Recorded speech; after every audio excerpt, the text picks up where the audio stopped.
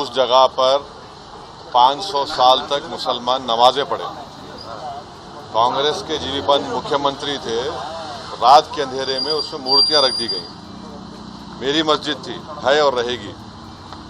उन्होंने मूर्तियां नहीं निकाले और फिर वहां पे 1992 को सुप्रीम कोर्ट को ये वादा करके बीजेपी संघ परिवार बाबरी मस्जिद को डिमोलिश कर दिए, शहीद कर दिए। और बीजेपी के पास ये मुद्दा कब आया आपको मालूम? आप लोग मालूम बीजेपी कब उठाई? 1989 में पालनपुर में बीजेपी रेजोल्यूशन पास करी। विश्व हिंदू परिषद जब फॉर्म हुई, जब तो राम मंदिर नहीं था। महात्मा गांधी बोले क्या? महात्मा गांधी इस बारे में बोले, उन्होंने तो बहुत बड़े, उन्होंने तो हे राम बोल के मारने वाला गोली मारा उनको, गोडसे, उनके जबान से ही तो निकला था। वो बोले क्या? नहीं बोले।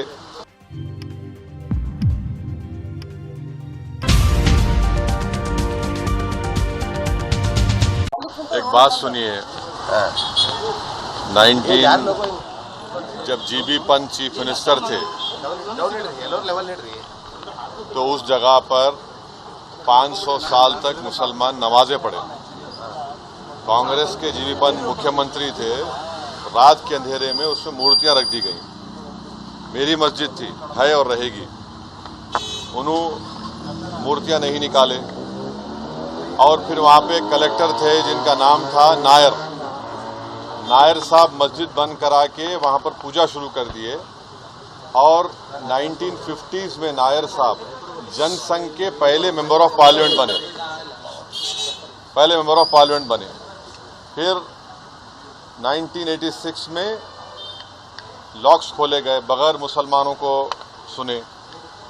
बूटा सिंह शिलान्यास कर दिए। 6 दिसंबर 1992 को सुप्रीम कोर्ट को ये वादा करके बीजेपी संघ परिवार बाबरी मस्जिद को डिमोलिश कर दिए, शहीद कर दिए। और बीजेपी के पास ये मुद्दा कब आया आपको मालूम? आप लोग मालूम बीजेपी कब उठाई? 1989 में पालनपुर में बीजेपी रेजोल्यूशन पास करी।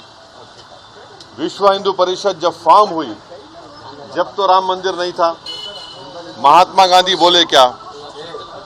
महात्मा गांधी इस बारे में बोले, उन्होंने तो बहुत बड़े, उन्होंने तो हे राम बोल के मारने वाला गोली मारा उनको, गोडसे, उनके जबान से ही तो निकला था। वो बोले क्या? नहीं बोले। तो ये पूरा एक सिस्टमैटिक तरीके से भारत के मुसलमानों से ये बाबरी मस्जिद को छीन लिया गया।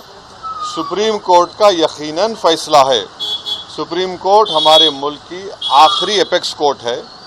टाइटल सूट था, तो टाइटल सूट में सुप्रीम कोर्ट ने ये कह दिया कि फेथ की बुनियाद पर हम ये जगह मुसलमानों को नहीं दे सकते। सुप्रीम कोर्ट ये भी कह दिया कि वहां पर मंदिर को तोड़कर मस्जिद नहीं बनाई गई। ये सुप्रीम कोर्ट ने कहा उस जजमेंट में।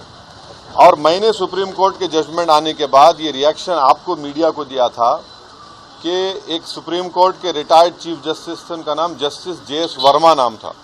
उन्होंने सुप्रीम कोर्ट के बारे में कहा था कि supreme court is supreme but not infallible. ये उन्होंने कहा था, मैं फिर से कह रहा हूं।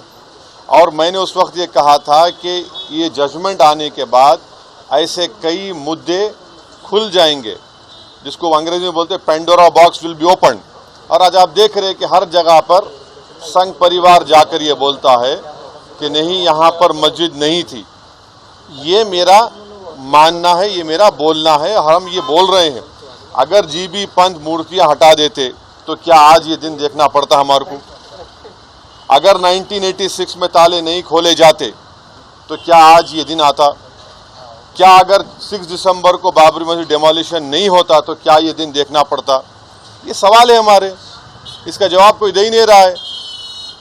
और फिर ऊपर से जो अपने आप को सेकुलर बोलते हैं, वो बोल रहे हैं कि दिल्ली का मुख्यमंत्री और जो अलायंस में है, हम हर ट्यूसडे को सूरजकंड पाठ और हनुमान चालीसा स्कूल में, गवर्नमेंट स्कूल में पढ़ाएंगे। गवर्नमेंट स्कूल का कोई रिलीजन होता है क्या?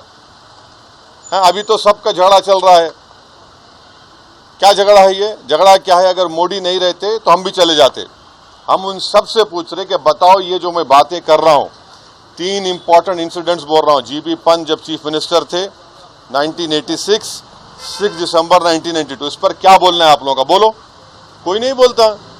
इसलिए नहीं बोलता क्योंकि सबको मेजॉरिटी कम्युनिटी के वोट्स को हासिल करने का झगड़ा है, और नरेंद्र मोदी ये काम करके मेजॉरिटी वोट्स को कंसोलिडेट करना चाहते हैं, और इससे एक पैगाम दे रहे हैं भारत के मुसलमानों के कि आपका भारत की पॉलिटिक्स में आपका क्या मुकाम है, आपकी प्लेस क्या है, ये बताया जा रहा है।